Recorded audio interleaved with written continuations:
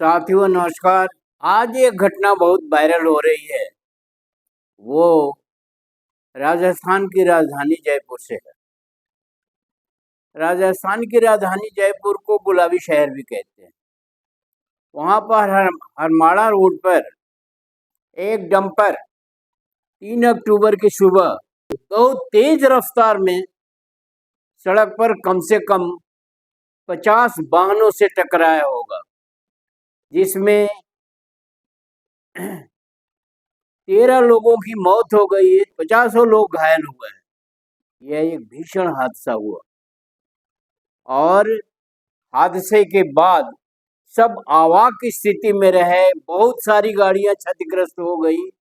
Car, scooter, अनेकों गाड़ियां जो है वो उसको कुचलते हुए कोई 1 किलोमीटर तक चलता रहा। अजीब सी स्थिति पैदा हो गई और एक भीषण हादसा हो गया, जिस पे लोग अवाक हैं कि ऐसे हादसा कैसे हो गया। बाद में पता चला कि डंपर का चालक जो है वो नशे में था और शराब पिए हुए था। अफरा तफरी मच गई, बाजार में चारों तरफ अफरा तफरी मच गई।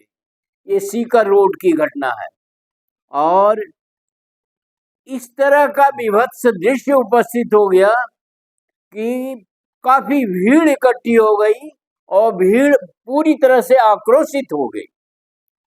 आक्रोशित होने की बात भी है, क्योंकि इस तरह डंपर बाजार में या शहर के अंदर या राजधानी के अंदर जाने का परमिशन ही नहीं देना चाहिए।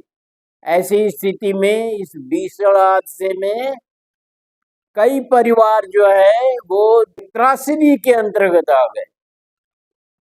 औरतें, बच्चे और तमाम नौजवान लोग जो है इसमें या तो उनकी मृत्यु हो गई या वो बुरी तरह से घायल हो गए और चारों तरफ अफरा तफरी का माहौल छा गया। अभी ये जांच का विषय है कि दिन में जहां भीड़ भाड़ हो या मेन राजधानी में या शहर में, किसी भी शहर में डंपर, ट्रैक्टर, ट्रक चलते हैं और इसमें ऐसा नहीं है कि वो अपनी मर्जी से चलते हैं। इसमें पुलिस वालों के परमिशन से चलते हैं। पुलिस वाले उन्हें रोकते नहीं और रोकते हैं तो रिश्वत खा के परमिशन देते हैं। ये स्पष्ट है और सरकारें इस मामले में बिल्कुल ही संज्ञान नहीं लेती। कोई कड़ाई नहीं है, कोई कानून का डर नहीं है, किसी प्रकार की कोई जो है हिचक नहीं है। तो ऐसी स्थिति में शहरों के अंदर मैं आए दिन देखता हूँ कि ट्रैक्टर जा रहे हैं, ट्रैक्टर की ट्राली हिलती रहती है और उसके अगल बगल जो है चोट आने की, चपेट में आने की बहुत संभावना रहती है। ट्रकें भी जाती हैं, छोटी छोटी ट्रकें और डंपर्स ये भी जाते हैं और ये पुलिस पैसे लेकर के या रिश्वत लेकर के जाने की परमिशन देती है और पुलिस का दी मेरे संज्ञान में ही नहीं है, मैंने देखा ही नहीं, मेरे रास्ते पर नहीं थी।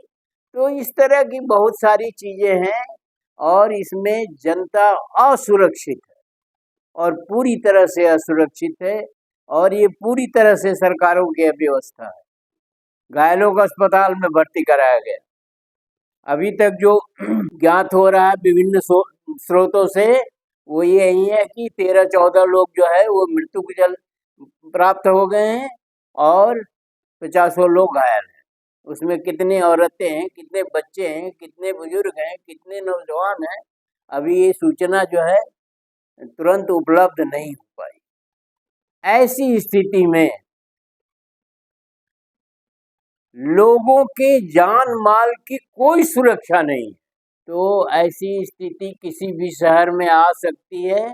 आशंका है तमाम जो छोटे शहर हैं, प्रदेश की राजधानियां हैं, वहाँ कानून का और नियम की रोज धज्जियां उड़ाई जाती। ये तो हादसा हो जाने के बाद ये वायरल हो रही है सूचना, अन्यथा रोज इन शहरों में स्थिति दिन पर दिन बदतर होती जाती है। इसमें भ्रष्टाचार भी है, लापरवाही भी है और सरकारों की ढिलाई भी है। अन्यथा शहरी इलाके में दिन के में इस तरह की गाड़ियों की परमिशन देना या छूट देना या उन्हें जाने की अनुमति देना पूर्णतः गलत है। अगर पुलिस ने चेकिंग किया होता और डंपर के ड्राइवर का वो किया होता तो इस तरह की स्थिति नहीं आती।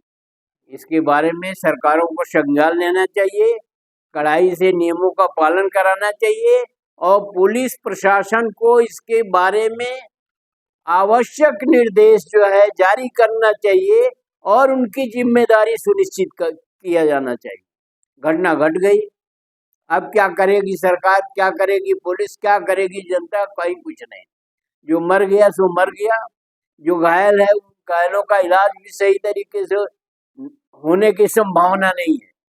इस तरह से एक कुव्यवस्था जो है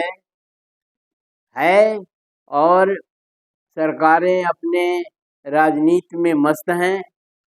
सरकारों के रवैया के बारे में अपने कमेंट्स भी दीजिए।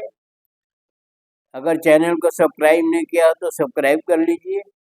वीडियो को शेयर और लाइक करना न भूलें और सरकारों को इस चीज़ के लिए बाध्य किया जाए कि वो लॉ एंड ऑर्डर और इस तरह की अनियमितताओं के लिए शीघ्र कदम उठाए।